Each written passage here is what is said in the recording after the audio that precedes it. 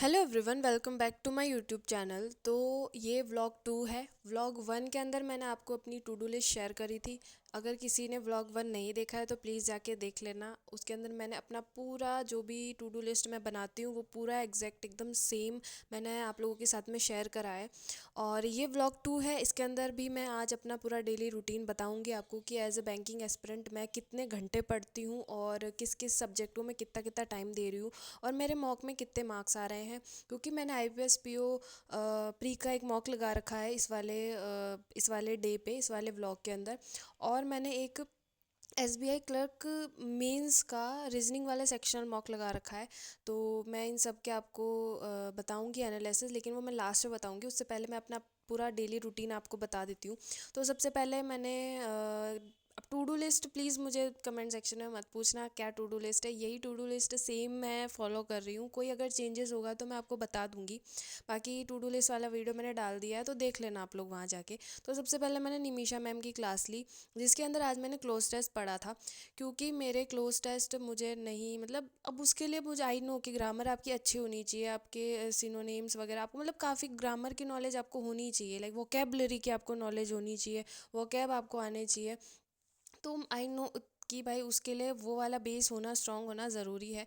तो इसलिए मैंने क्लोज टेस्ट आज निमिषा मैम की ली थी। क्योंकि वो लाइव में अभी नहीं आई है तो मैंने उनका रिकॉर्डेड जो भी 2025 वाला भी है उस बैच के अंदर, तो मैंने वहाँ से क्लास कर ली थी। क्योंकि अब मेरे पास इतना टाइम नहीं है कि मैं लाइव वाला लूँ, क्योंकि अब मैं बिगनर तो रही नहीं हूँ, मैं अब रिपीटर हूँ। तो मुझे वो रहता है मेरे में पेशेंस नहीं है। मैं बताऊँ तो पहले तो फिर भी ऐसा होता था कि मैं अभी बिगनर हूँ तो चलो आराम आराम से मैं पढ़ लेती हूँ। नहीं, अभी मेरे में बिल्कुल पेशेंस नहीं है। मुझे ऐसा लगता है कि मैं टाइम वेस्ट ना करके, मेरे पास अगर टाइम है तो रिकॉर्डेड है तो सेम चीज़ ही होती है, कुछ चेंज होता नहीं है, तो मैं उसी से पढ़ लूँ। तो मैंने क्लोज टेस्ट जो है रिकॉर्ड वाला लिया था क्लास। फिर इसके बाद में मैंने एक इंग्लिश का सेक्शन मॉक लगाया, जो कि मैं रेगुलर में मैंने कर दिया है। क्योंकि मैं ऐसे सोच रही हूँ कि मैं जितना रीजनिंग और क्वांट से मैं जितना, मतलब मेरे हैबिट में है ना, वो दोनों चीज़ें मुझे मज़ा आता है उनको करने में, जितना मुझे इंग्लिश में नहीं आता है। तो मैं उस चीज़ को अब अपने हैबिट में डाल रही हूँ। क्योंकि रीजनिंग का मुझे याद है, मैं जब बिगनर थी तो उस टाइम पे मैंने रीजनिंग को मेरे को रीजनिंग बहुत ऐसे लगती थी, अरे यार बहुत दिमाग लगाना पड़ता है, बहुत सारी चीज़ें जल्दी करना पड़ता है। तो मैंने इतना उसके सेक्शन मॉक लगाए, इतने सेक्शन मॉक लगाए कि आज मुझे, मेरे लिए रीजनिंग एकदम, मतलब एकदम वो वाली चीज़ हो गई है कि ठीक है, आती है मुझे। तो ऐसे ही मैं इंग्लिश को भी अपने हैबिट में लाना चाहती हूँ। तो इसलिए मैं दिन में जैसे भी मुझको टाइम मिलता है, मैंने प्रैक्टिस अपने टू डू लिस्ट में डाल रखा है, इंग्लिश की प्रैक्टिस, फिर कुछ बीच में कुछ और कर लिया, मेंस के मॉक लगा लिए, IPS PO का मॉक लगा, कोई क्लास ले ली, फिर बाद में फिर मैं इंग्लिश की प्रैक्टिस करने लग जाती हूँ सेक्शन मॉक दे के। तो मैंने ये करा। फिर इसके बाद में मैंने एक क्वांट के अंदर DI की क्लास ली थी, जो कि मैंने कल वाले वीडियो में भी आपको बताया था, अपनी टू डू लिस्ट वाले वीडियो में भी, कि मैं DI ले रही हूँ। और मैं फनल DI ले रही हूँ, जो कि अभी उसके अंदर पढ़ा रहे हैं। वो IPS PO मेंस लेवल की है, जो कि मैं क्लासेस ले रही हूँ। तो उसके अंदर मैंने फनल DI जो है वो करी थी। और उसकी दो, मतलब काफ़ी, 2.5 2 घंटे का वीडियो था, इसलिए मैंने 2 पार्ट में कर लिया था। कल मैंने आधा कर लिया था और आज मैंने कंप्लीट कर दिया है उसको।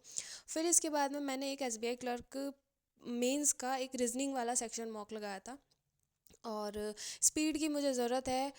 पर बाकी ऐसा कुछ नहीं है कि मुझे मतलब जो मैं अटेम्प्ट मैं जो करना चाहती हूँ वो तो उसमें तो मैं एकदम कंफर्म हूँ, लेकिन जो मेरे से छूट रहे हैं वो शायद टाइम टेकन है। क्योंकि अगर उसके अंदर क्वेश्चन इतने सारे आ रहे हैं तो, और वो मेंस लेवल का है, तो ज़रूरी नहीं है कि आप पूरे के पूरे अटेम्प्ट ही करो। तो जितने मेरे से बन पाते हैं उसमें मैं अपना कंफर्म रहता है मेरे को कि हाँ ठीक है यार, ये तो बन ही रहा है मेरे से, प्रैक्टिस भी मेरी सही है। तो इसलिए मैंने SBI क्लर्क मेंस का रीजनिंग का सेक्शन मॉक लगाया था। फिर इसके बाद में मैंने एक IBPS PO प्री का एक मॉक लगाया। और उसके अंदर मार्क्स मेरे बहुत ही ख़राब आए हैं। पता नहीं यार, इतने कम तो मैं बताऊंगी आपको लास्ट में। मैंने ये सब एकदम लास्ट में कर दिया है, इसको एनालिसिस वीडियो को एकदम लास्ट में डाल दिया है। लेकिन उसके अंदर मेरे बहुत ही कम आए थे, अब तक के सबसे गंदे मार्क्स आए हैं मेरे। और इंग्लिश की मैं बात करूँ तो इंग्लिश तो एकदम, वो होता है ना, एक पैराजम्बल आपका गलत होता है तो 5 के 5 ऐसे जट गलत हो जाते हैं। तो वो चीज़ होगी। और बहुत सिली मिस्टेक्स हुई है, मैं आपको अपने एनालिसिस में बताऊंगी अभी लास्ट में। फिर IPPS PO प्री का मॉक देने के बाद में फिर मैंने एक क्वांट, जो मैं सेक्शनल मेंस का वो मैं लगाती हूँ, लेकिन उसका मैं मॉक नहीं लगाती हूँ। उसमें मैं क्या करती हूँ, जैसे मैं मॉक ओपन करती हूँ, सेक्शनल मॉक, और थोड़ा ट्राई करती हूँ, थोड़ा अगर टाइम टेकन जितना मेरे से बनता है, फिर मेरे को नई चीज़ें समझ में आती है तो मैं उसको सबमिट कर देती हूँ, फिर मैं प्रैक्टिस करती हूँ। तो ऐसे मैं अभी फ़िलहाल जो है क्वांट वाला जो सेक्शन है मीन्स के लिए, वो मैं इस तरीके से तैयार कर रही हूँ। तो अब देख लो आप, इन सब को करते करते ये मैंने ऐसे डिवाइड कर करके करा है। ऐसे नहीं अभी मैं रेगुलर तो आपको वीडियो में दिख रही हूँ कि मैं कंटिन्यू बैठी हूँ, लेकिन ऐसा नहीं है। जैसे मान लो मैंने अब क्योंकि वो SBI वाले और IPS PO जो भी मेंस के मैं लगाती हूँ, वो कम से कम 40 मिनट या इतने के तो सेक्शन मॉक होते ही हैं। तो इतना मैं लगा के फिर मैं एक बार उठ जाती हूँ। फिर मैं, अगर मैंने मान लो IPS PO प्री का एक मॉक लगा लिया, तो फिर मैं थोड़ा कोई क्लास लेके जैसे 2 3 4 घंटे की एक बार सिटिंग करके फिर मैं बीच में उठ जाती हूँ।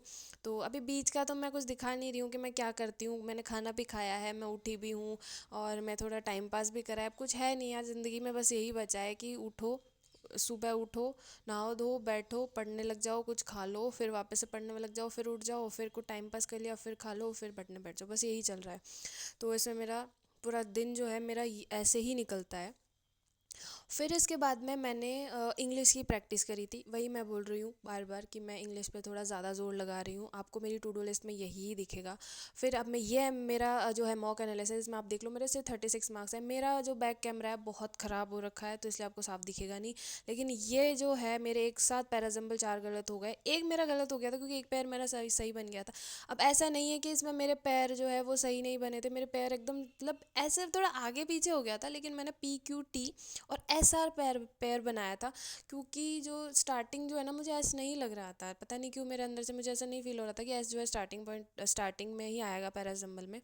बाकी ये एक जो मेरा पहला गलत हुआ, मतलब इतना मेरा दिमाग ख़राब हुआ ना यार। इसके अंदर आइदर ऑफ लिखा था, ये तो बेसिक रूल है, आइदर ऑफ तो मतलब आता ही नहीं है 5% में, और मैंने गलत कर दिया। फिर सेकंड मेरा एरर डिटेक्शन में सही था, और थर्ड वाले के अंदर भी मुझे